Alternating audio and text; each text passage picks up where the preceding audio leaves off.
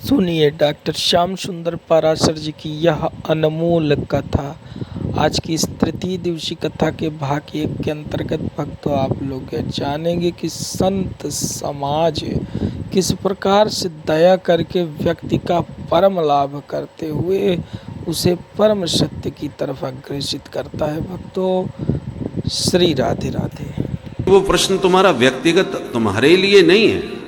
क्रतो लोकहितम जप, तुम्हारे इन प्रश्नों से लोक हित होगा, क्योंकि इस मृत्यु लोक में सभी मरण धर्म है। आया है सो जाएगा, राजा रंक फकीर कोई भी हो। परंतु आश्चर्य यह है कि जाने वाले सब हैं, पर जाने की तैयारी कोई की नहीं। कोई तैयारी नहीं करता। अरे भाई, जितने लंबे सफर पर जाना हो उतनी ज्यादा तैयारी करनी पड़ती है। आपको यहां से मथुरा आगरा जाना है तो कोई परेशानी नहीं, जब चाहो उठ के चले जाओ। पर मुंबई कलकत्ता जाना है तो आपको थोड़ा सा रिजर्वेशन आदि और सूटकेस लगाना पड़ेगा। और विदेश जाना है तो महीनों पहले से पासपोर्ट वीजा की तैयारी सब करनी पड़ती है। पर एक देश ऐसा है कि जाना सबको है और सबको पता भी है, और सबसे लंबी दूरी है। और उसी लंबी यात्रा के लिए कोई भी तैयारी हमारी नहीं है। अचानक जब यात्रा की तिथि आती है तब घबराते हैं, रे हमने तो ये नहीं किया, वो नहीं किया। अचानक यात्रा में फिर घबराहट होती है। जब यात्रा पक्की ही है, होनी ही है, तो पहले से तैयारी करके रखनी चाहिए, ताकि जब भी आदेश मिले तो हमें घबराहट न हो, पूरी तैयारी के साथ रहे। और हम लोग क्या कर रहे हैं? निद्रिया ह्रियते नक्तम व्यवायेन च भावय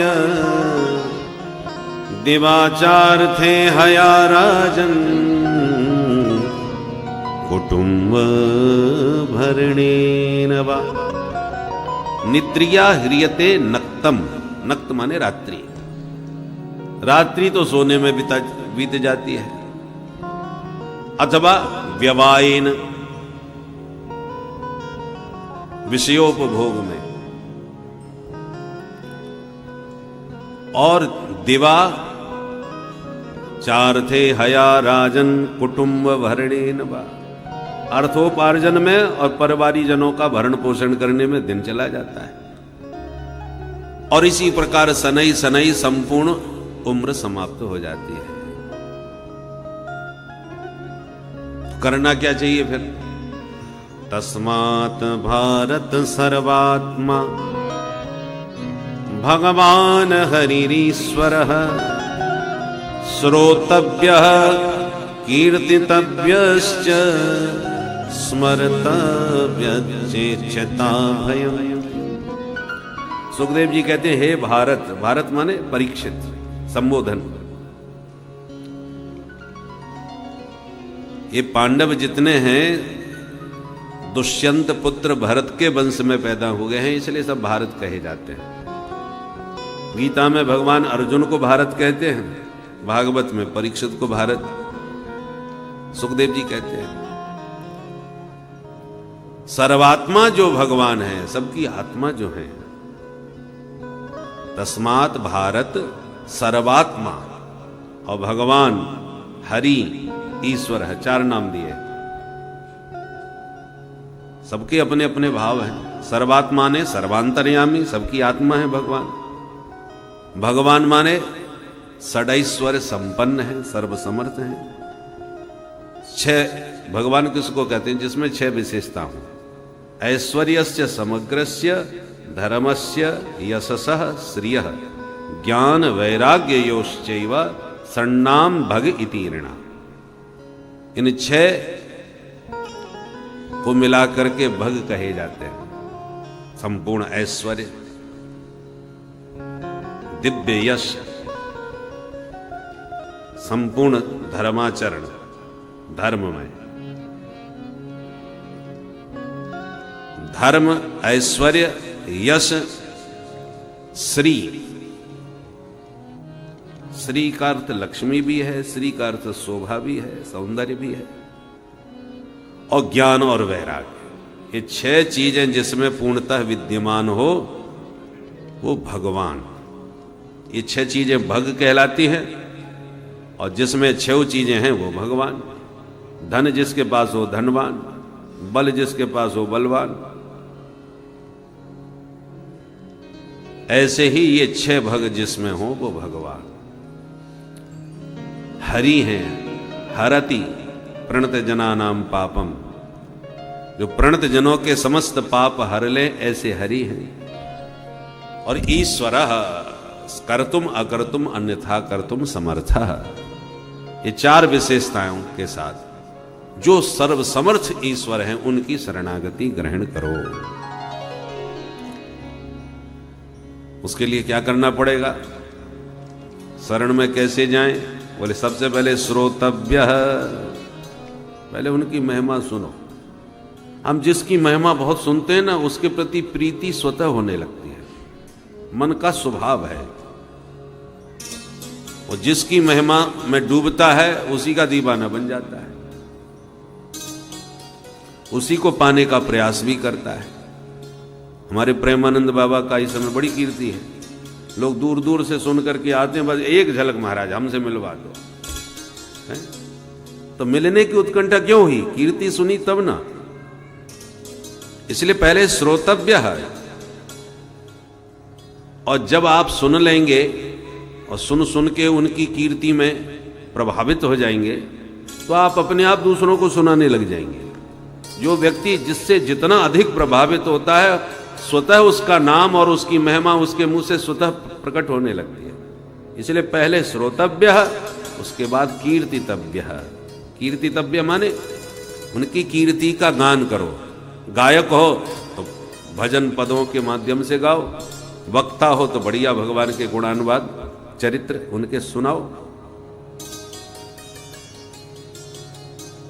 या उनके विविध नामों का कीर्तन करो। कीर्तन का अर्थ है कीर्ति का गायन।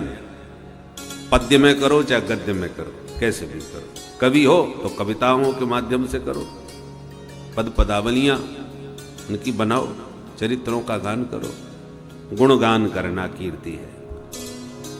परंतु श्रोता कब बनोगे? जब कोई सुनाएगा, कोई वक्ता मिलेगा तभी तो सुनोगे। सुनाओगे कब? जब कोई श्रोता मिलेगा। और न श्रोता मिले न वक्ता मिले तब क्या करे? बोले स्मरतव्य, चुपचाप बैठ के स्मरण करो। 3 साधन बताए, श्रोतव्य, कीर्तितव्य, स्मरतव्य।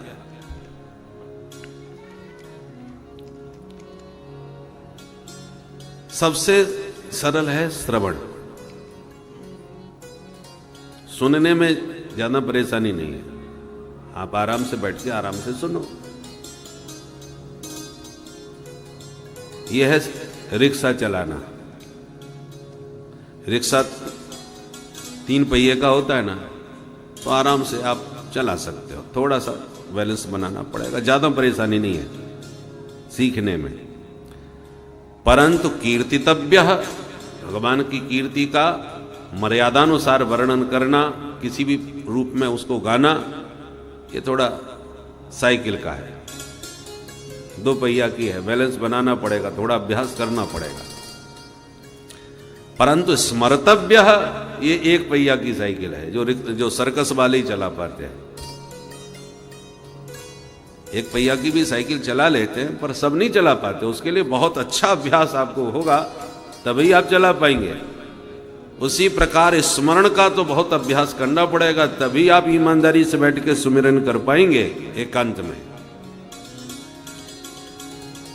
श्रोता बढ़िया होंगे, आप सुने हैं, पढ़े हैं, गाए हैं, तभी आप जो भीतर भोग होगा तभी तो स्मरण में चित्त में आएगा। इसलिए ये थोड़ा कठिन है, उसके लिए बहुत अभ्यास करना पड़ेगा। परीक्षित बोले हमारे पास तो 7 ही दिन हैं, हम क्या करें? सुखदेव जी बोले पहले तो ये मन से भय निकाल दो कि हम 7 ही दिन के मेहमान हैं। अरे 7 दिन कम नहीं होते परीक्षित। एक सूर्यवंश के राजा हुए हैं राम जी के पूर्वज, जिनका नाम था खट्टवांग। इतने महाबली थे सूर्यवंशी राजा, सब इंद्र से मिलने जाया करते थे, देवताओं के साथ उनका सहयोग करते थे। तो एक बार देवासुर संग्राम हुआ तो खट्वांग स्वयं देवताओं की ओर से असुरों से युद्ध किया और इतना जबरदस्त युद्ध किया कि उनकी कृपा से देवता जीत पाए। खट्वांग के बल पर देवताओं की विजय हुई। देवता सब गदगद हो गए, महाराज आपकी कृपा से हम लोग विजयी हुए हैं, मांगिए हमसे क्या चाहते हैं। खट्वांग जी बोले हम बाद में मांगेंगे, पहले ये बताओ हमारी उम्र कितनी है, उसी हिसाब से कुछ मांगा जाए। तो देवताओं ने गणित लगा के कहा महाराज आपकी उम्र तो सिर्फ एक मुहूर्त बाकी है। क्या मतलब? बोले हाँ, एक मुहूर्त के बाद आपकी उम्र पूर्ण। अब बोलो क्या दें आपको? खट्वांग ने कहा जब उम्र ही पूरी हो गई तो अब हम क्या मांगे आपसे, अब तो फटाफट हमें गंगा जी के किनारे पहुंचा दो। तो दिव्य विमान में बैठा के गंगा तट पर पहुंचा दिया और एक मुहूर्त के भीतर ही गंगा के किनारे बैठकर सबसे मन हटाकर चित्त को चित्तचोर के चरणों में लगाकर मुहूर्तात् सर्वमुत्सृज्य गतवान अभयम हरि, एक मुहूर्त में ही भगवान के चरणों का चिंतन करते करते सीधे हरि के धाम को प्राप्त हो गए। तो परीक्षित जरा सोच के देखो, जब एक मुहूर्त में खट्वांग अपना कल्याण कर सकता है तो तवाप्य तर्य कौरव्य सप्ताहम जीवतावधि। फिर कुरुश्रेष्ठ परीक्षित तुम्हारे पास तो पूरे 7 दिन है, चिंता न करो राजन 7 दिन बाकी अभी, घड़ी भर में ही परलोक प्राप्त होता है। खट्वांग से राजा का मोक्ष 2 घड़ी में हुआ, तेरा तो शरीर अभी 7 दिन तक रहता है। मेरा यह कथन है और ऋषि सब साक्षी हैं, भागवत पुराण से कष्ट सब मिटता है। और देखता हूं आज से 7वें दिन तुम्हारे लिए, मोक्ष द्वार राम मार्ग कैसे नहीं खुलता है। यह है सुखदेव जी का आत्मविश्वास। ऋषि महर्षि तो बहुत बैठे थे, सुखदेव जी के पिताजी बैठे थे, दादाजी बैठे थे, सब बैठे हैं। और भागवत के ज्ञाता तो व्यास जी स्वयं है जिन्होंने सुखदेव जी को सुनाया। पर जो सुखदेव जी में आत्मविश्वास है, ऐसा दहाड़ के विश्वास पूर्वक कहने वाला कोई नहीं था। यही सुखदेव जी की महिमा है। परीक्षित की समस्या तो यही एक ही थी, 7वें दिन मरने वाला हूं, क्या करूं? तो सबकी बुद्धि यह चकरा गई कि 7 दिन के भीतर कल्याण का क्या मार्ग हो सकता है। साधन सबको मालूम है, पर विश्वास नहीं है कि किससे लाभ होगा, किससे कल्याण होगा। जो सुखदेव जी के भीतर विश्वास है, और इस आत्मविश्वास से भरे वचनों को सुनकर के परीक्षित का मृत्यु का भय उसी क्षण भाग गया कि सदगुरु वैद्य मिल गए, अब हमारा इलाज बढ़िया हो जाएगा। डॉक्टर सब प्रकार के होते हैं। कुछ डॉक्टर ऐसे होते हैं कि तुम कितने भी भयंकर रोग से ग्रसित क्यों न हो, हतोत्साही हो, सब बड़े बड़े डॉक्टरों ने हाथ खड़े कर दिए हों, पर कुछ कुशल डॉक्टर ऐसे होते हैं कि मरीज का हाथ पकड़ के और उसको देखते समय हंसते हुए मुस्कुरा के इस ढंग से बात करते हैं जैसे आपको कुछ हुआ ही नहीं है। या भूल जाओ, आपको कुछ नहीं हुआ, ये सब फालतू की बातें। आप देखना बहुत जल्दी यहां से चंगे होकर के जाओगे। और इस ढंग से बात करते हैं कि उसका जो भय होता है मरीज का, वो ठीक हो ना हो वो उसके प्रारब्ध के ऊपर है, पर उसकी बातों से वो आधा ठीक हो जाता है। और कुछ ऐसे भी होते हैं कि स्वस्थ व्यक्ति का भी नब्ज पकड़ लें, हाथ पकड़ लें तो आधा बीमार कर देते हैं। अरे साहब आपकी नब्ज तो ठीक नहीं चल रही और आंखों में पीलापन भी दिख रहा है, लगता है कि पीलिया तो नहीं हो गया आपको, चलो रिपोर्ट करवाइए, चेकअप करवाइए, फिर रिपोर्ट आने तो फिर बताते हैं। जब तक रिपोर्ट आवे तब तक तो बेचारा आधे बीमार हो जाए। इतना खतरनाक बातों से डरा देते हैं। माताएं स्वस्थ बालक को जन्म देने में समर्थ भी हों तो कभी कभी डॉक्टर अपना जुगाड़ बनाने के लिए इस तरीके से उठा, अरे साहब बच्चा कुछ ऐसा चल रहा है, वैसा चला, उसकी सांस ठीक नहीं चल रही, उल्टा हो गया, ये ऑपरेशन तत्काल करना पड़ेगा। अब सहज भाव से बालक हो जाए तो उनका बालक नहीं बनेगा। तो ऐसे भी डॉक्टर होते हैं जो अनावश्यक व्यक्ति को डरा देते हैं, क्योंकि जितना खतरनाक डरेगा उतना ही जेब ढीली करेगा, वो जो कहेंगे सो मानेगा। परंतु सदगुरु वैद्य वचन विश्वासा, सुखदेव जी के वचनों ने ही परीक्षित का भय भगा दिया। अच्छा, तुम्हारा ये बताओ भगवान का ध्यान कैसे करें? परीक्षित ने अब पूछा। सुखदेव जी कहते हैं सुनो, ध्यान लगाने वाले को पहले 4 बातों का अभ्यास करना चाहिए। जितासनो जितश्वासो जित संगो जितेन्द्रियः स्थूले भगवतो रूपे मनः संधारये धिया।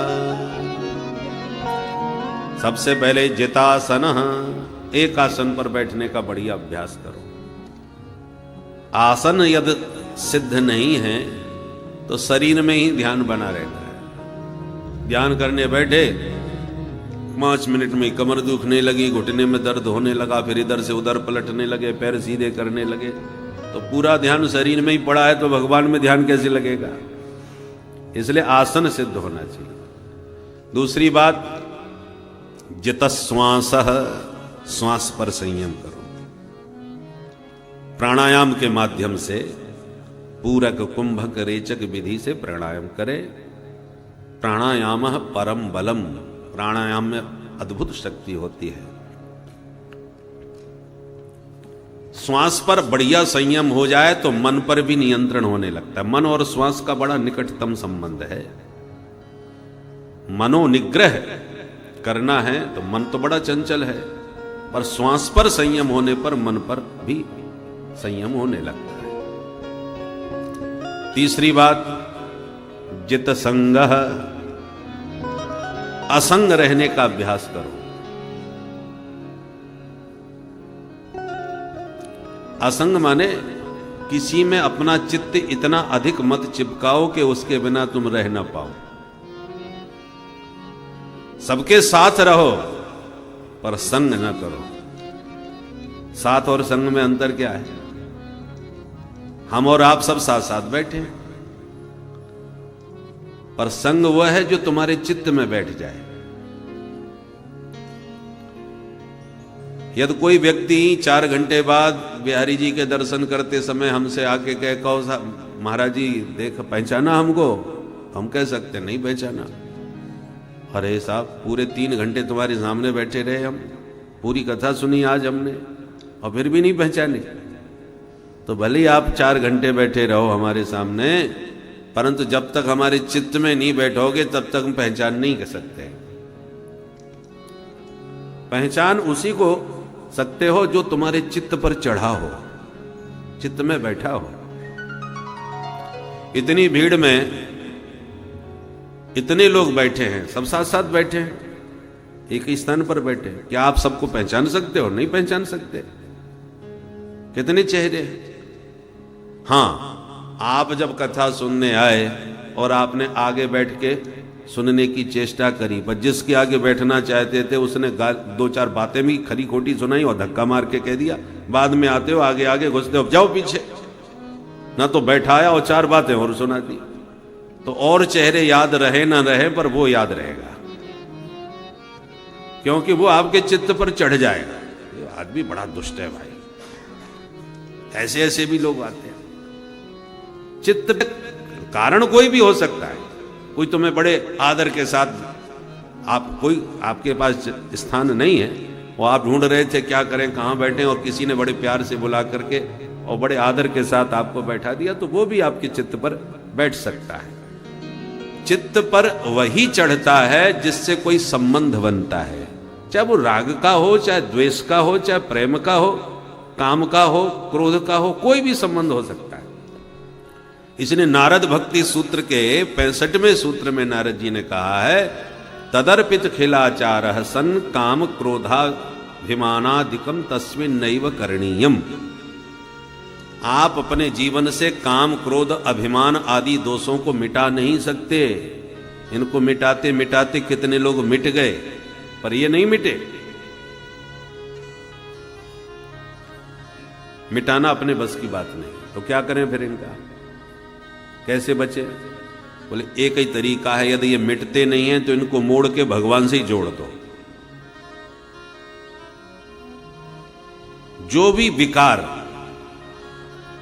मिटने में संभव नहीं है तो मुड़ सकता है, मोड़ के भगवान से जोड़ दो तो वे ही विकार आपके कल्याण के साधन बन जाएंगे। बोले साहब काम क्रोध अभिमान ये तो महापतन के साधन है। काम एसह क्रोध एसह रजोगुण समुद्भव। और रामचरितमानस में भी नाथ नरक के पंथ कहा। तो ये तो नरक में ले जाने वाले हैं और आप कह रहे हो इससे भगवान मिल जाएंगे। बोले हाँ, किसको मिले आज तक? भागवत में एक एक का प्रमाण है। गोप्य कामात् भयात् कंसः द्वैसात् चैद्यादयो नृपाः संबंधात् कृष्णय स्नेहात् यूयं भक्त्या वयं विभो। सप्तम स्कंद के प्रथम अध्याय में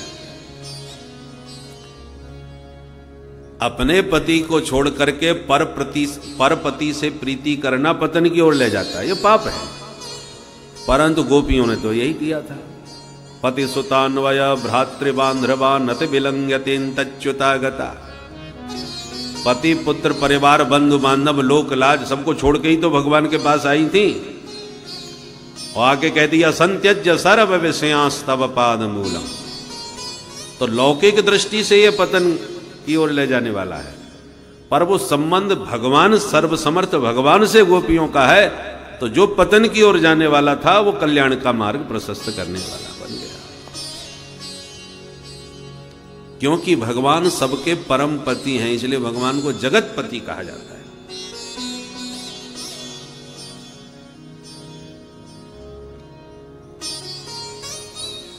अब संसार में किसी व्यक्ति से डरोगे तो वो तुम्हारे चित्त पे चढ़ेगा, क्योंकि उससे डरते हैं आप। चाहे भूत से डरो तो भूत 24 घंटे दिमाग में बैठा रहेगा। सांप से डरोगे तो सांप तुम्हारे चित्त पे चढ़ा रहेगा। जिससे आपको डर लगता है वो आपके चित्त में बैठा रहता है। और कंस कन्हैया से डरता था। नारद जी से पूछा बाबा ये बताओ मेरा काल कैसा होगा? नारद जी बोले काला काला होगा, मुरली वाला होगा, घुंघराले बाल होंगे, देखने में छोटा पर बड़ा ही खोटा होगा। बाबा तो चित्रण करके चले गए। और जब से ये बताया तब से काला मुरली वाला चित्त में चढ़ गया कंस के। भयात कंसः, कंस ने भय के द्वारा भजन किया। इतना डर गया वो काले बंसी वाले से कि भोजन करते समय दाल में काला जीरा भी दिख जाए तो डर के भगता है। पानी पीते समय पात्र में अपना प्रतिबिंब जल के भीतर दिखाई पड़े तो लोटा फेंक देता है। सामने वाले से बात करते समय उसकी आंख की कारी पुतरिया में उसे कन्हैया नाचता नजर आता है। अब बोलो ऐसा भजन कौन कर सकता है?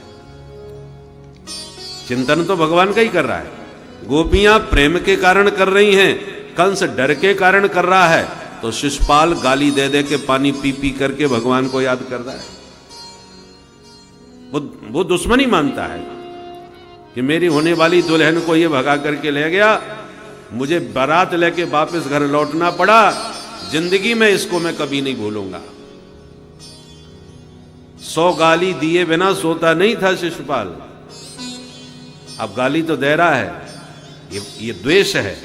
द्वैसा चैद्यादयो नृपा। चैदी नरेश माने शिशुपाल। द्वेष से भगवान को भजता है। तो भजन के हेतु अलग अलग हैं, पर भजन तो भगवान का ही हो रहा है। प्रेमी को एक क्षण आप भूल भी जाओ, जब प्रसंग आवे तभी याद करोगे, पर दुश्मन को आप भुलाना चाहो तो भी नहीं भूल पाओगे। ज्यादा आता है, बैरी याद ज्यादा आता है। एक बार निशाचरों ने भगवान से कहा प्रभु हम ना होते तो आज आप भी ना होते। भगवान बोले क्या मतलब, क्या कहना चाहते हो? बोले हम ये कहना चाहते हैं सरकार कि हम आपके भक्तों को सताते हैं, संसार में आतंकवाद फैलाते हैं, तब ये भक्त रोते रोते आपको पुकारते हैं, तब आप इनकी दुर्दशा को देखकर द्रवित होकर के फिर अवतार लेते हैं। और हमने ही न सताया होता और ये न गिड़गिड़ाए होते तो आप क्यों आते? भगवान बोले बात तो ठीक ही कह रहे हो, आना तो हमें तुम्हारी वजह से ही पड़ता है। बोले इसीलिए तो हम कह रहे हैं जब हमारे कारण आप आते हैं तो हमारे ऊपर भी कृपा करो। क्या चाहते हो? बोले हमारा उद्धार करो। भगवान बोले तो तुम हमारा भजन करो।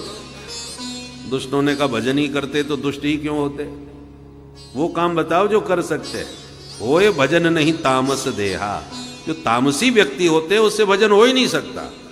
कितना भी कोशिश कर ले, तमोगुणी जिसके भीतर बड़ा हो उसे माला लेके जबरदस्ती पकड़ के बैठा दो, उसमें माला घूमेगी नहीं। मंत्र महातमोगुणी थे पूर्व में वाल्मीकि जी, राम मंत्र दिया वो भी पूरा नहीं ठीक से बोलते बना तो मरा मरा बोलने लगे। तो जो जितना अधिक तामसी होगा उससे ना भजन होगा ना ध्यान होगा। ये तो सत्वगुण की वृद्धि में होता है। परंतु ऐसा नहीं है कि आपने भजन किया और मन नहीं लगा तो भजन बेकार गया। बेकार कोई चीज नहीं जाती। धर्मानुष्ठान किया, भगवान में अनुराग नहीं हुआ तो सब बेकार गया, ऐसी बात नहीं। सबका प्रतिफल प्राप्त होगा। भगवान में अनुराग की बात करी और देखिए हमारे परम आत्मीय श्री अनुराग जी महाराज प्रकट हो गए। मिला ही न रघुपति बिन अनुरागा। बोल भक्त वत्सल भगवान की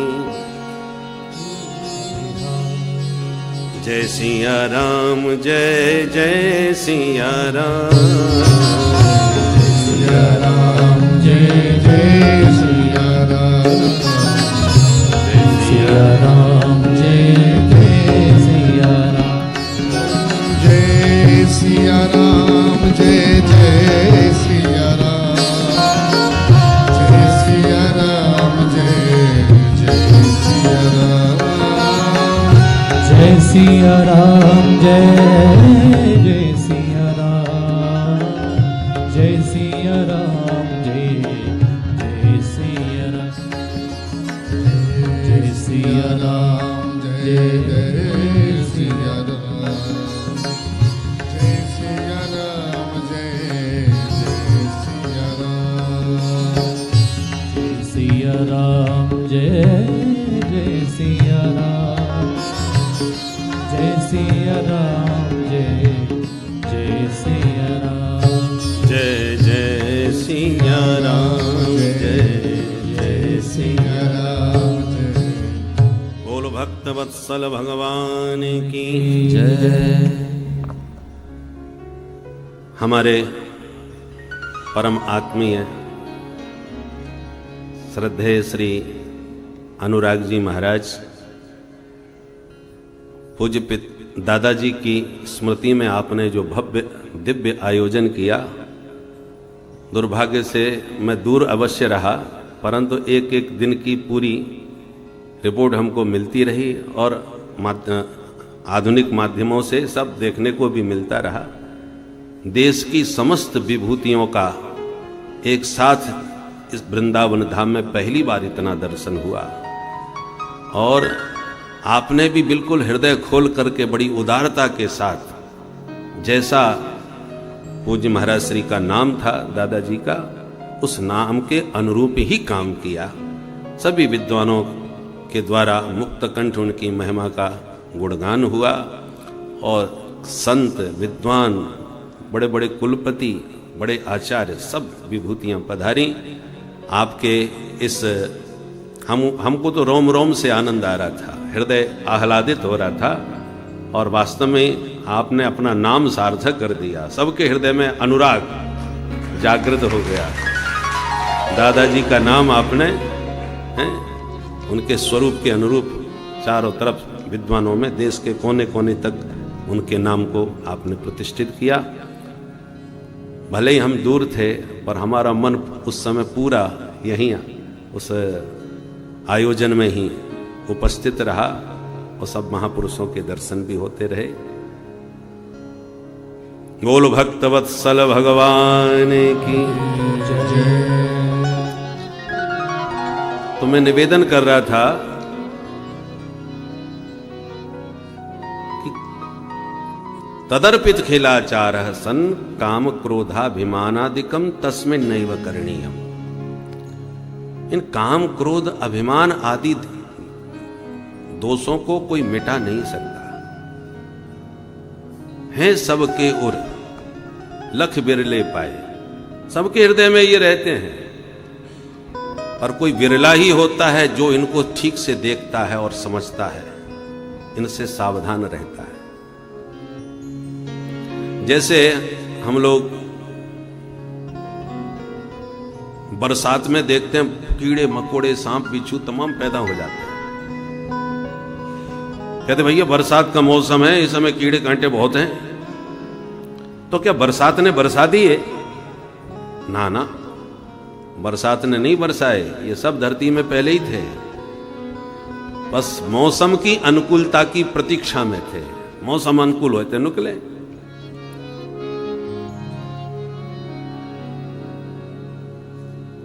जब गर्मी होती है तो तपन के कारण भीतर घुसे रहते हैं, निकल नहीं पाते।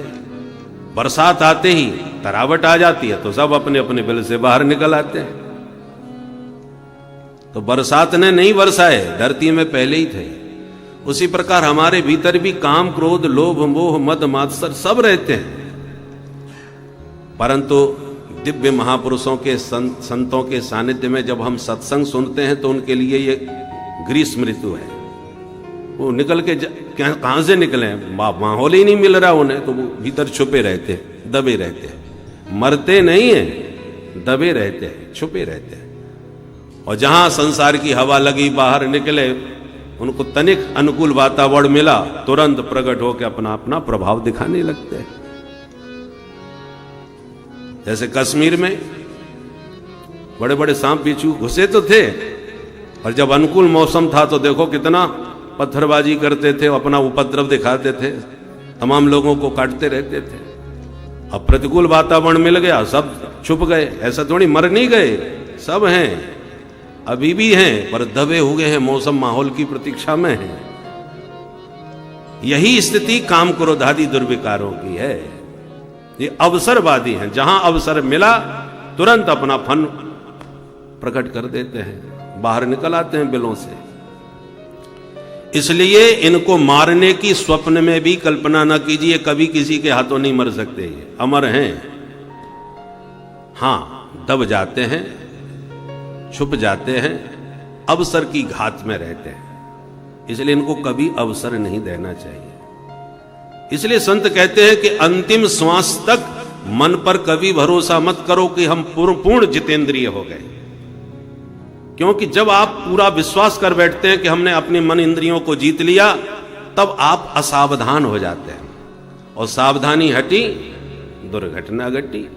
जहां आप असावधान हो गए वहीं कुछ ना कुछ गड़बड़ी हो जाती है। विश्वामित्र कितने बड़े तपस्वी, अपर विधाता, परंतु मेनका आई, सब चौपट कर गई। तो विश्वामित्र पराशर प्रभृतय ये चाम्बुवातासना तेपि स्त्रीमुख पंकजम सुललितम दृष्ट्वैव मोहंगतः सास्लन्यम सघृतम पयो दधियुतम ये भुंजते मानवा तेषाम इंद्रिय निग्रहो यदि भवेत विंध्यस्तरेत सागरम। इसलिए हर क्षण साधक को सावधान बन रहना चाहिए। जहां आप सिद्ध बन गए बस वहां असावधान हो गए। साधक जीवन भर बने रहो तो सावधानी बनी रहती है, कोई भूल ना हो जाए, कोई चूक ना हो जाए। इसलिए भगवान ने कहा कि इन विकारों को तुम मार नहीं सकते तो मोड़ के हमको ही दे दो, हमसे जोड़ लो। जो विकार तुम्हें पतन की ओर ले जाएंगे वो विकार हमारे साथ जुड़ गए तो तुम्हारा मार्ग प्रशस्त हो जाएगा कल्याण का। दुश्मनी करनी है हमसे करो। द्वैसा चैद्यादयो नृपा, दुश्मनी से ही तो शिशुपाल ने पाया, कंस ने भय से पाया, गोपियों ने प्रेम से पाया। तो माध्यम भिन्न भिन्न हैं, पर पाने का साधन कौन बने? ये विकार ही तो बने। बोल भक्तवत्सल भगवान की। हमारे अग्रज परम श्रद्धेय श्री डॉक्टर मनोज मोहन शास्त्री जी कृपा पूर्वक पधारे हैं। व्यासपीठ से हम उनका अभिनंदन और वंदन करते हैं। बोलो भक्तवत्सल भगवान की। और ब्रज की कथा में यही तो आनंद है कि कथा के साथ साथ ब्रज की विभूतियों के भी दर्शन और आशीर्वाद प्राप्त हो जाता है। जय सिया राम, जय जय सिया राम, जय सिया राम, जय जय सिया राम, जय सिया राम, जय जय सिया राम, जय सिया राम, जय जय सिया राम, जय सिया राम, जय जय सिया राम, जय सिया राम, जय जय सिया राम, जय सिया राम, जय जय सिया राम, जय सिया राम, जय जय सिया राम, जय सिया राम, जय जय सिया राम, जय सिया राम, जय जय सिया राम, जय सिया राम, जय जय सिया राम, जय सिया राम, जय जय सिया राम, जय जय सिया राम, जय सिया राम, जय जय सिया राम। बोल भक्तवत्सल भगवान की। जय। तो हम निवेदन कर रहे थे इन दुर्विकारों को भक्त मारने के लिए सबसे बड़ा समर्पण भाव जो है वह एक व्यक्ति के अंदर तभी आता है जब उसके साथ कोई न कोई ऐसी घटना घटती है जिसमें वह अंदर तक हिल चुका होता है, उसका मस्तिष्क जवाब दे देता है, उसका हृदय रोता है, तब उसका मन जो है वह ईश्वर की तरफ अपने कदमों को बढ़ाता है, क्योंकि मन शाश्वत होकर यह जानता है कि हर कठिनाई का समाधान सिर्फ और सिर्फ केवल भक्ति ही है। इस प्रकार से भक्ति महारानी की शक्ति से उनके समस्त पापों का नाश होता है और वह परम गति को प्राप्त होते हैं। ऐसी जीवात्मा कभी भी नरकीय दृश्य को नहीं भोगती है, सदैव स्वर्ग के ही सुख को भोगती है। भक्तों, श्री राधे राधे। जनों को उसी रस में डुबाता है। तो भगवत रसिक जो हैं उनके संपर्क में आप आओगे तो वो आपको ये भीतर भी भगवत प्रेम, भगवत रस ही प्रदान करेंगे, वही भरेंगे। भरत है ना, भरत जी जिस रस में भरे हैं उनके चरित्र को गाओ और सुनो तो आप भी उसी रस में भर जाओगे जिस रस में वो भरे हो गए। और चौथी बात बताई, जितेंद्रिय, इंद्रियों पर अनुशासन रखो। इन 4 बातों का अभ्यास करके फिर भगवान का ध्यान करो। ध्यान 2 प्रकार का बताया, स्थूल और सूक्ष्म।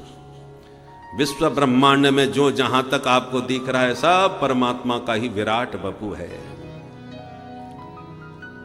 अतल वितल सुतल तलातल महातल रसातल और पाताल ये नीचे के, और ऊपर भू भुवा स्व मह जन तप और सत्य, ये 14 भुवनात्मक संपूर्ण ब्रह्मांड परमात्मा का विराट वपु है।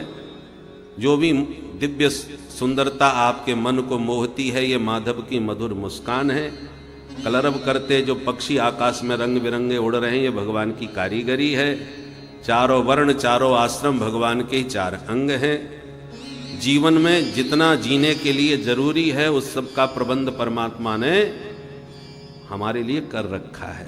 माँ के पेट में जब थे तब भी व्यवस्था उन्हीं की थी।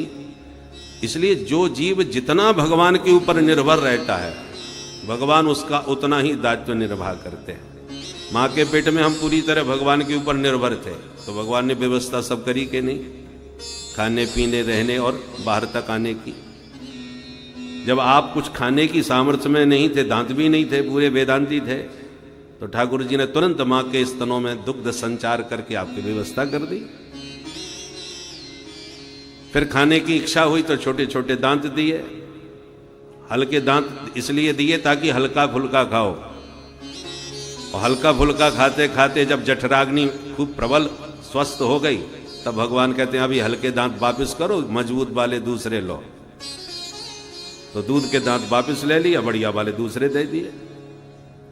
तो पूरे समय तक जीवन भर भगवान की व्यवस्था ऐसी अद्भुत है कि सारी व्यवस्था भगवान करके रखते हैं। चीराणि किम पथि न संति दिशंति भिक्षाम नैवांघ्रिपा परिवृत सरतोप्यसुष्यन् रुद्धा गुहा किमजितो वतनोपसन्नान् कस्मात् भजन्ति कवयो धन दुर्मदान्धा। सुखदेव जी कहते, अरे सुखदेव जी स्वयं परमहंस हैं, उसी भाव में पूरे विश्वास के साथ कह रहे, तुम्हें वस्त्र चाहिए तो चीराणी किम पथि नसंती। महात्मा लोग वन में रहते थे, वल्कल वस्त्र धारण करते थे, कितने भी पहनो। अरे महाराज कपड़े के तो बिना काम चल जाएगा, पर बिना पेट पूजा के कैसे चलेगा? तो बोले अंघ्रिपा भिक्षाम न दृशंती। क्या इन वृक्षों ने भिक्षा देना बंद कर दिया है? अंघ्रिपा माने पादपाह, पदाभ्याम पिबती थी पादपाह, पैरों से जो पानी पीते हैं, जड़ में पानी डाल दो पूरे वृक्ष को मिल जाता है, तो भिक्षा देते हैं। महाराज पानी, फिर बोले सरतोप्यसुष्यन्, नदियां सूख गई क्या? तो रहने की जगह, बोले रुद्धा गुहा, गुफाएं सब खत्म हो गई क्या? एयर कंडीशन ठाकुर जी ने क्या बढ़िया बढ़िया पहाड़ों में गुफाएं बना रखी हैं, गर्मियों में जाओ तरावट आ जाती है हमारे। एक बार हम दिव्य जीवन संघ में कथा कह रहे थे ऋषिकेश में, तो डॉक्टर कुट्टी थी एक, लखनऊ की बहुत बड़ी डॉक्टर थी, स्वामी जी की भक्त थी, तो वो सुनती थी, 72 वर्ष की अवस्था थी उनकी।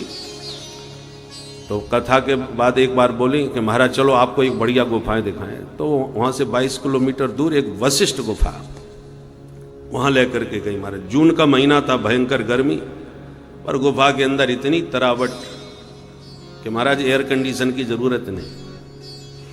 तो इतनी सुंदर सुंदर गुफाएं भगवान ने बना दी हैं। बोले महाराज गुफाएं तो हैं, परंतु सांप बिच्छू भी तो रहते हैं, शेर भालू भी घुस जाते हैं। सुखदेव जी कहते हैं रुद्धा गुहा किमजतो वतनोपसन्नान। क्या भगवान ने अपने चरणाश्रितों की रक्षा करने का प्रण त्याग दिया है? न अवति, क्या वो अपने भक्तों की रक्षा नहीं करते? भगवान की प्रतिज्ञा है, सकर्देव प्रपन्नाय तवास्मीति च याचते अभयम सर्वभूतेभ्यो ददामे तद्व्रतम मम।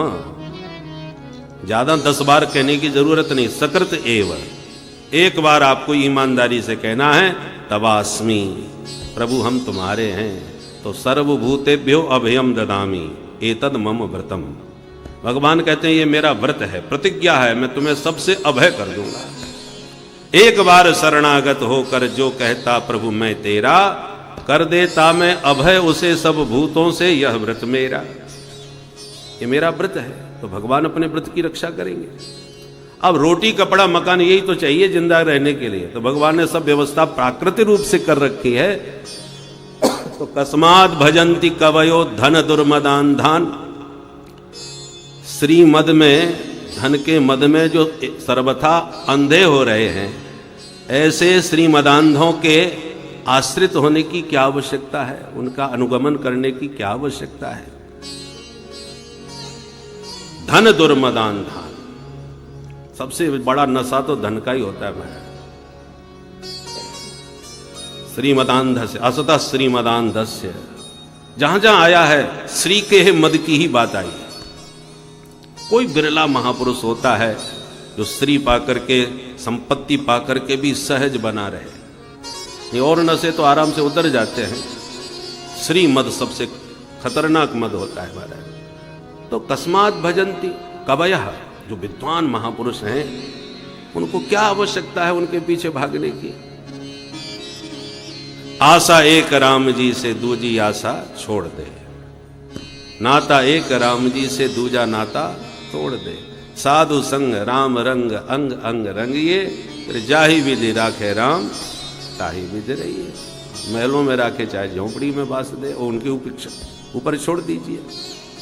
सुखदेव जी परमहंस है, उसी भाव में स्थित होकर के बोल रहे हैं। एक बार एक महात्मा जंगल में रहते थे, किसी के घर जाते ही नहीं थे, पकड़ थे। एक सज्जन दर्शन करने पहुंचे, महात्मा जी उस समय फलाहार कर रहे थे। बच्चा आप भी पालो। बोले महाराज मैं तो आज बढ़िया हलवा खा के आया, बहू ने इतना गजब का बनाया, ऐसे मेवा और ऐसा तमाम उसकी तारीफ के पुल बांध दिए कि सुन सुन के महात्मा के मुंह में भी पानी आ गया, और मन में सोचा कि आज हलवा हम भी बनाएंगे। अब हलवा बनाने के लिए शक्कर चाहिए, सूजी चाहिए, कढ़ाई चाहिए, तमाम प्रपंच है, कोई ऐसे थोड़ी बन जाएगा। बाबा तो पकड़, उनके पास कुछ भी नहीं। तो क्या बनाएं, कैसे बनाएं, कहाँ से लाएं, मांगते किसी से हैं नहीं। तो इतने में केला दिखाई पड़ गया, छील करके खाया तो खाते बोले वाह प्रभु क्या गजब का हलवा आपने बना के पैक करके भेज दिया। पैकिंग हटा दो, हलवा निकाल लो, प्रेम से पालो। तो महात्माओं को तो यही हलवा है। ठाकुर जी ने प्रकृति के द्वारा सारा प्रबंध कर रखा है। रसीला अनार में कितना बढ़िया रस होता है, परंतु अनार का रस ऊपर से टपक करके नीचे गिरे तो बिखर जाएगा। तो पैकिंग भी मजबूत की है, कड़क, ताकि गिरे तो फूटे नहीं, रस बिखरे नहीं। तो प्रकृति के द्वारा कितने सुंदर सुंदर आप चिंतन करें, प्रकृति का ही अध्ययन करें तो भगवान की देखो कृति से कर्ता का स्मरण होता है। चित्र देख के चित्रकार याद आता है, मूर्ति देख करके मूर्तिकार याद आता है। किसने बनाई मूर्ति, किसने बनाया चित्र। तो भगवान, ये जगत है ना, भगवान की कृति है। तो जगत की इस विचित्र कृति को देखकर उसके कर्ता का स्मरण करना चाहिए कि जिसने ये चमत्कार, संसार सबसे बड़ा चमत्कार है, प्रत्यक्ष है। ये चमत्कार देख करके उस चमत्कारी परमात्मा का स्मरण करना चाहिए। अच्छा महाराज ये बताओ भगवान ने ये संसार बनाया कैसे। तब सुखदेव जी को याद आई कि हमने मंगलाचरण नहीं कर पाया भाई। तब मंगलाचरण किया। तपस्विनो दान परा यशस्विनो मनस्विनो मंत्रविद सुमंगला क्षेमं न विन्दन्ति विना यदर्पणम् तस्मै सुभद्रस्रवसे नमो नमः। कोई कितना भी बड़ा तपस्वी, तेजस्वी, यशस्वी, मनस्वी, सर्वगुण संपन्न क्यों न हो, पर क्षेमं न विन्दन्ति विना यदर्पणम्, यत् अर्पणम् बिना क्षेमं न विन्दन्ति। जब तक भगवान के चरणारविंद में समर्पण नहीं करेगा तब तक उस जीव का कल्याण नहीं हो सकता।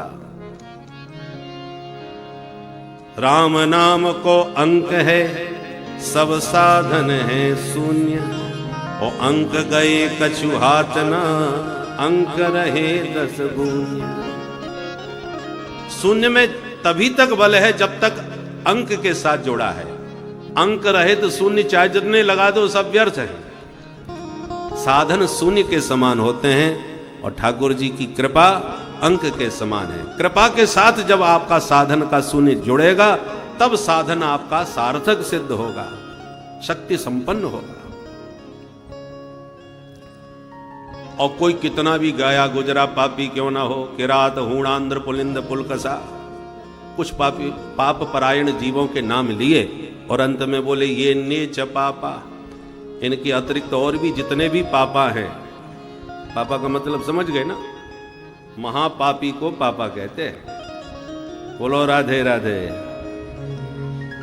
मानस पुण्य हो ही नहीं पापा, हर जगह पापा का एक ही अर्थ है।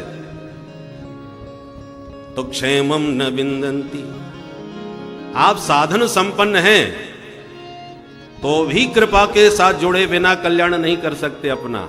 और कोई कितना भी पतित पापी साधनहीन है परंतु जिन प्रभु के चरणों का आश्रय लेते ही ये नेच पापा यदुपाश्रयाश्रया शुद्ध्यन्ति तस्मै प्रभ विष्णवे नमः।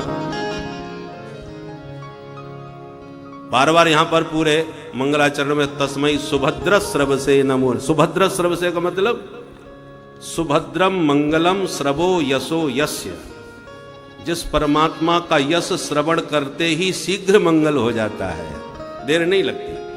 यश तो आप राजा महाराजाओं का भी गान कर सकते हैं और होता भी है, पर सभी का यश कल्याणप्रद नहीं होता। भगवान के यशोगान की महिमा है कि सुभद्र स्रवसे, सुभद्रम मंगलम श्रवो यशो यस्य, भगवान की कीर्ति मंगल का। इसलिए गोपियों ने कहा श्रवण मंगलम श्रीमदाततम, प्रभु का यश श्रवण करते ही जीव का मंगल हो जाता है। सुखदेव जी कहते हैं परीक्षित, जो प्रश्न आपने हमसे पूछा है, ये प्रश्न एक बार देवर्षि नारद जी ने पूज्य पिता ब्रह्मा जी से भी पूछा था कि पिताजी, जब सारा संसार आप ही बनाते हैं तो ध्यान किसका लगाते हैं? मेरी दृष्टि में तो आप ही जगत गुरु हैं। ब्रह्मा जी मुस्कुरा के बोले तस्मै नमो भगवते वासुदेवाय धीमहि यन्मायया दुर्जयया मां ब्रुवन्ति जगद्गुरु। मैं भगवान की उस बलवती माया को प्रणाम करता हूं जिस माया से मोहित हो गए प्राणी मुझ ब्रह्मा को जगद्गुरु मानने लगते हैं। मां ब्रुवन्ति जगद्गुरु। आप सोचिए जरा, जगद्गुरु शब्द कितना भारी है कि ब्रह्मा जी को सुनकर के संकोच लग रहा है और कह रहे हैं कि मां ब्रुवन्ति जगद्गुरु। कौन बोलते हैं? बोले यन माया दुर्जया, माया मोहित जो प्राणी है वो मेरे को जगद्गुरु मानते, मैं काय का जगद्गुरु? जगद्गुरु तो भगवान है, कृष्णम वंदे जगद्गुरु। तो सृष्टिकर्ता विधाता को जगद्गुरु कहलाने में संकोच लग रहा है। और आज तो महाराज बोलो राधे राधे। तो ब्रह्मा जी ने कहा पुत्र, भगवान श्रीमन नारायण के नाभि से कमल से मुझ ब्रह्मा का जन्म हुआ। चारों तरफ देखना चाहा तो हम चतुरानन बन गए और चारों तरफ जलवायु के अतिरिक्त कुछ दिखाई नहीं। कमल नाल में प्रविष्ट होकर के भी अन्वेषण किया तब भी कुछ हाथ नहीं लगा। अंत में 2 अक्षर सुनाई पड़े, तप। तब हमने तप किया और तपोबल से परमात्मा का दर्शन हुआ और प्रभु ने 4 श्लोकों में दिव्य उपदेश दिया।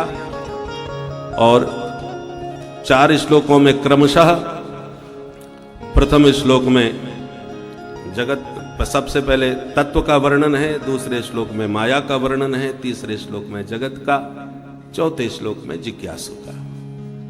अहमेवा समेवाग्रे नान्यद यद सद सत्परम पश्चादहं यदेतच्च यो वशिष्येत सोऽस्म्यहम् ऋतेर्थं यत् प्रतीयेत न प्रतीयेत चात्मनि तद् विद्यादात्मनो माया यथा भासो यथा तमः यथा महान्ति भूतानि भूतेषु जावचेष्वनु प्रवेष्टान्यप्रवेष्टानि तथा तेषु न तेष्वहम् एतावदैव जिज्ञास्यं तत्त्वजिज्ञासुनात्मनः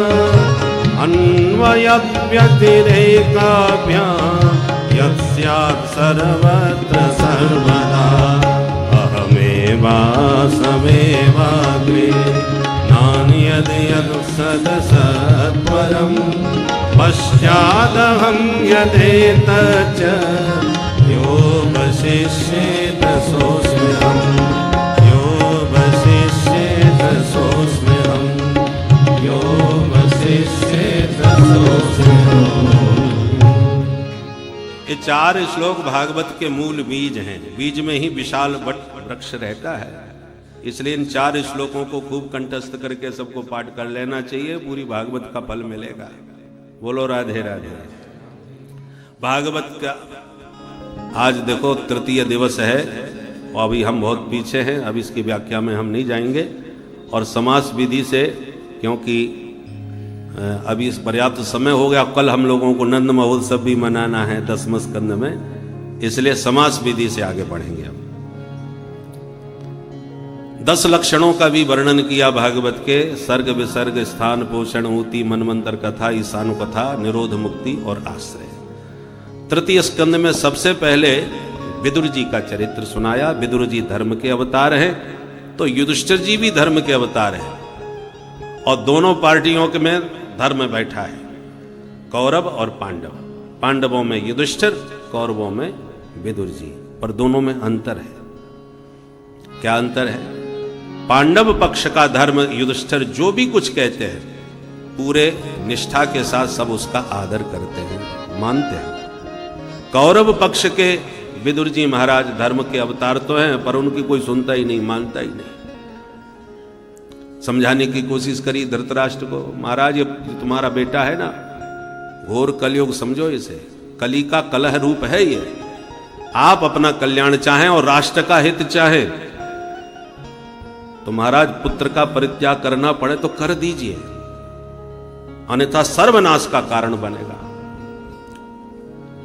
विदुर जी तो बड़े स्पष्टवादी हैं। विद ज्ञाने धातु में कुरच प्रत्यय होकर विदुर शब्द की निष्पत्ति होती है, बड़े स्पष्टवादी है। स्पष्ट कह दिया, इससे ज्यादा स्पष्ट और क्या कहते हैं। पर धृतराष्ट्र अंधे तो हैं, पर विनष्ट दृष्टि ही, बाहर की जिनकी आंखें नहीं होती ना, उनकी भीतर की आंखें बड़ी पैनी हो जाती है। तुलसी पीठाधीश्वर महाराज को देखो।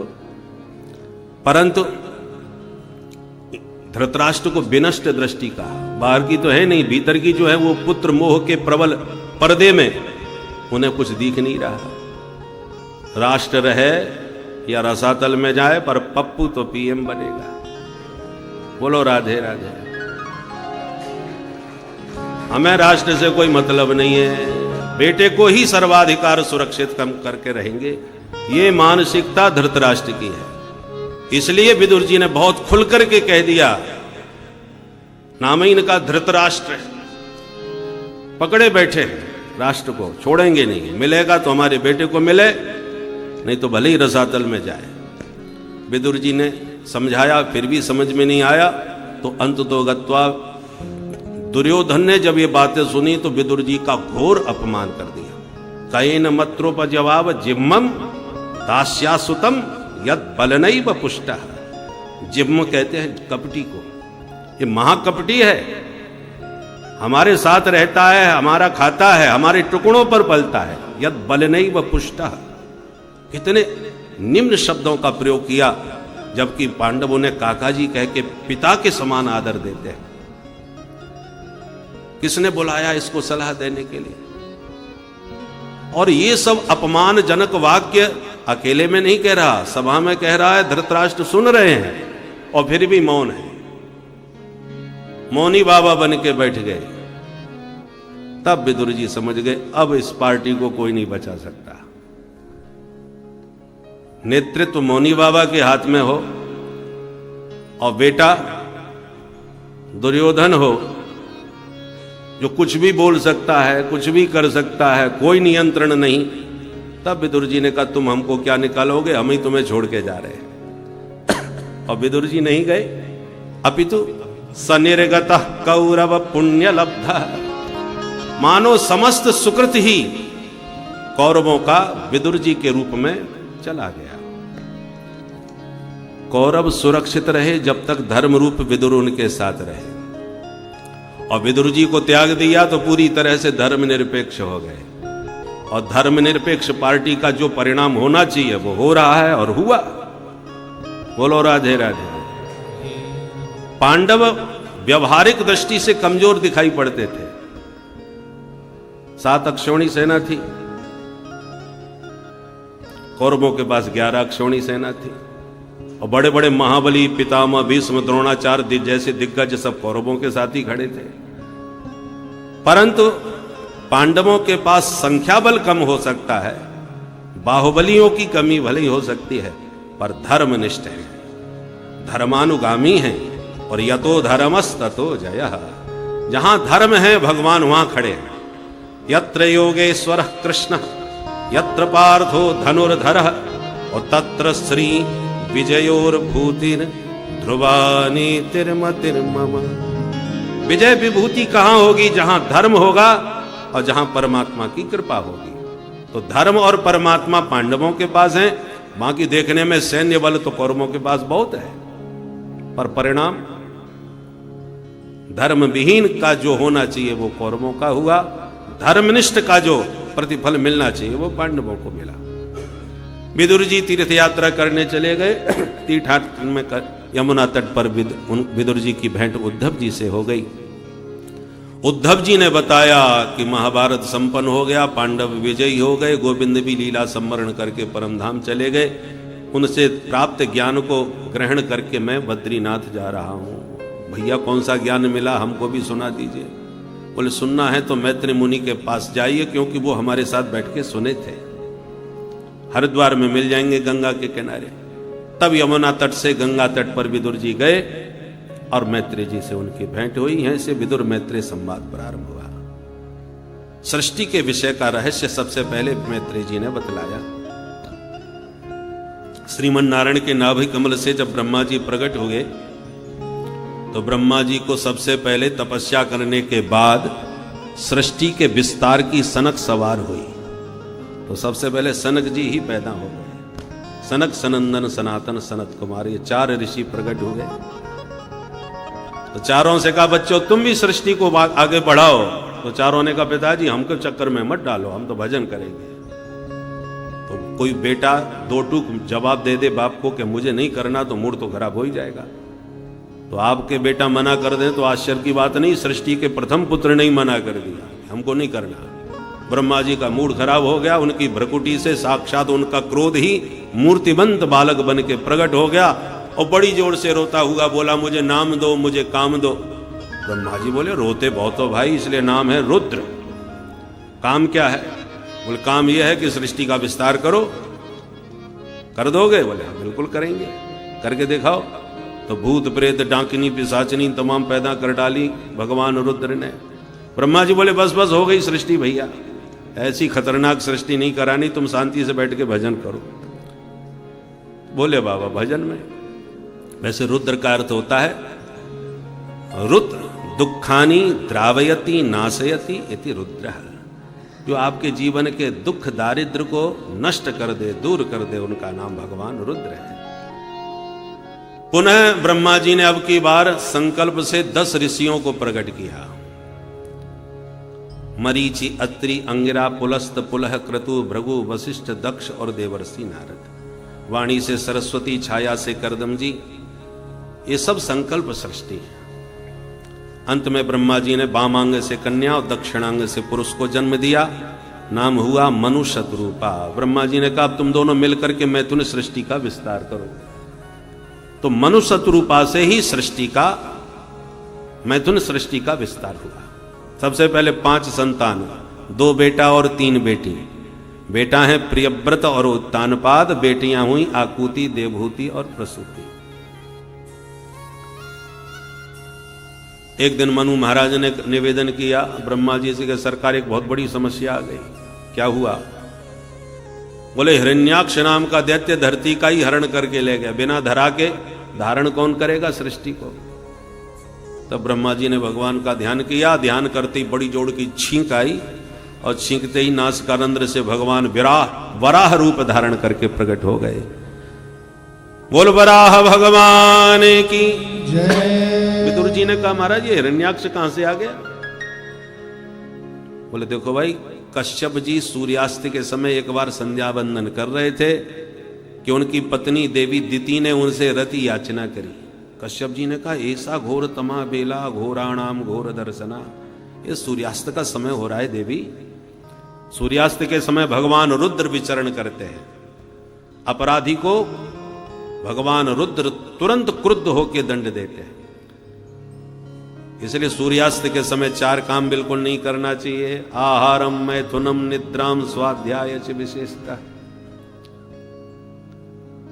पर बहुत समझाने पर भी दिति को कुछ समझ नहीं आई, तो पत्नी का मनोरथ पूर्ण किया। कामत ज्वर शांत हुआ तो घबराई, महाराज मेरे से चूक हो गई, भूल हो गई। बोले भूल हो गई तो परिणाम भोगो, क्या होगा?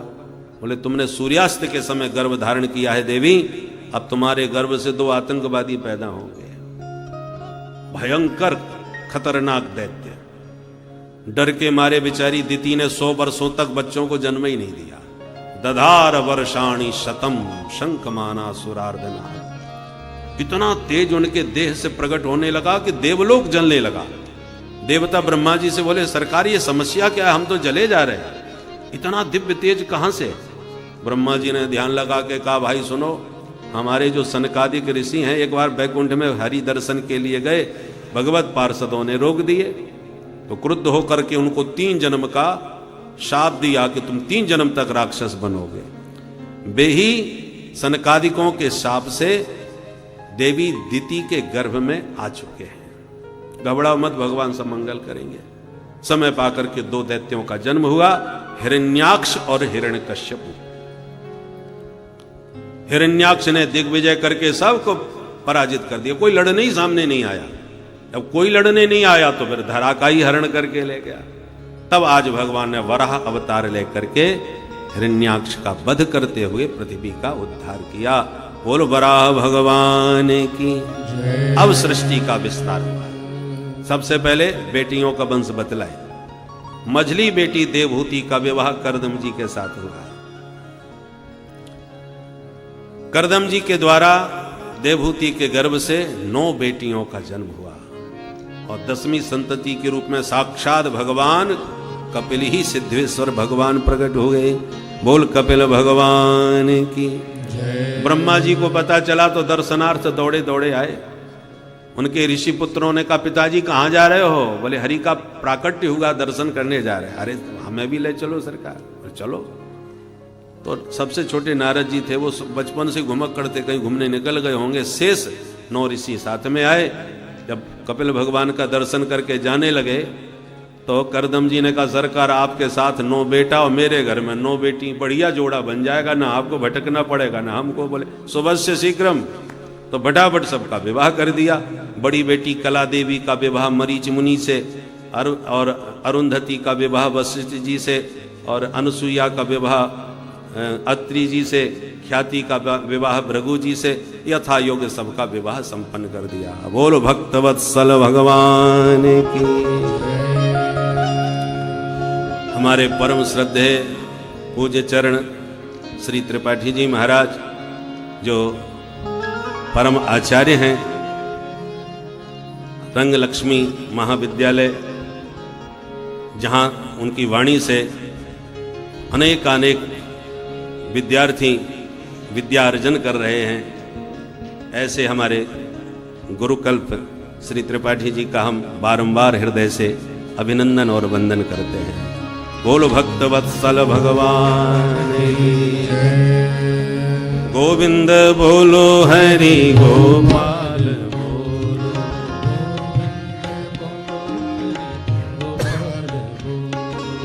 राधा रमण हरि गोविंद बोलो,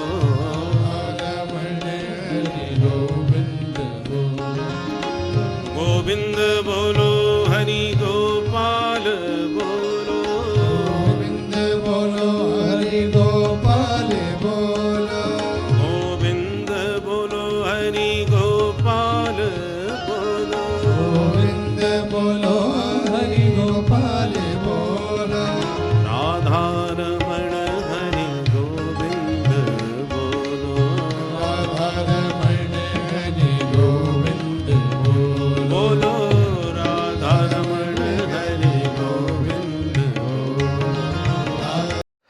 गोविंद हरे श्री राधे। इस महामंत्र के द्वारा बहुत से अनगिनत भक्तों का उद्धार हुआ है। हम आप भी इस परम पुनीत नाम का स्मरण करके अपना उद्धार करते हैं।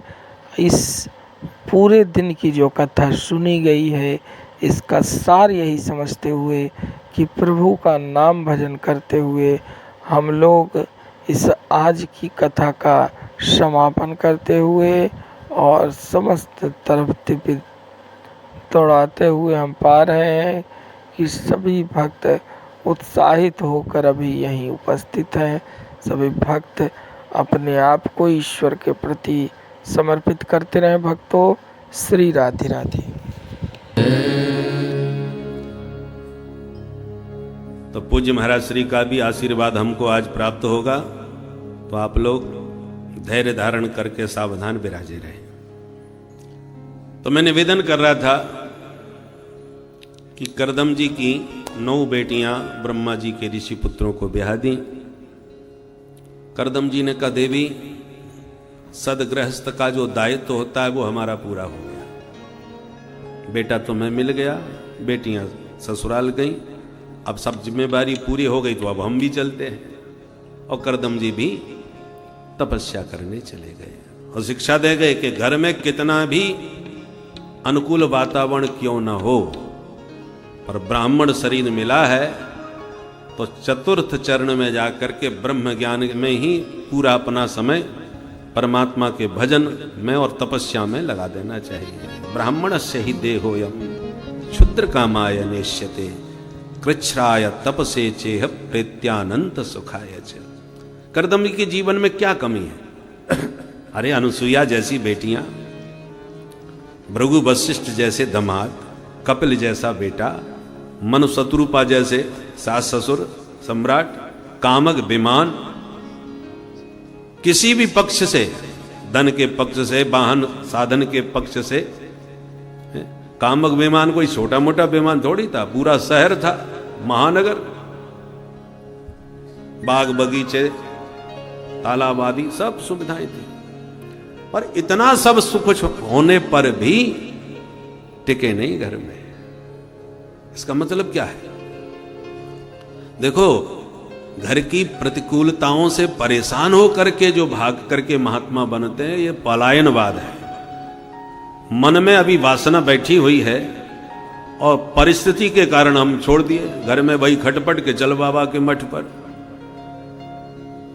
तो ऐसा जो वैराग्य है वो आपको गिरा सकता है।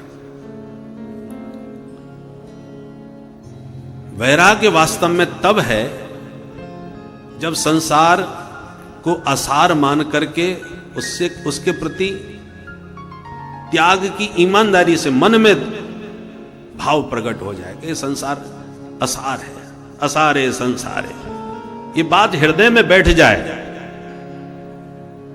तब त्याग करे, तब वैराग्य के वस्त्र धारण करे, तो ही सच्चा त्याग है। जबरदस्ती का त्याग आपको अधर में लटका सकता है, न तो ईमानदारी से त्यागी ही बन पाए ना गृहस्थ ही रह पाए। तो करदम जी के जीवन में कोई प्रतिकूलता नहीं है, सब प्रकार का अनुकूल वातावरण है, परंतु फिर भी चले गए। ये सच्चा त्याग है। अब घर में केवल मैया बेटा 2 ही रह गए। एक दिन मां ने पूछा,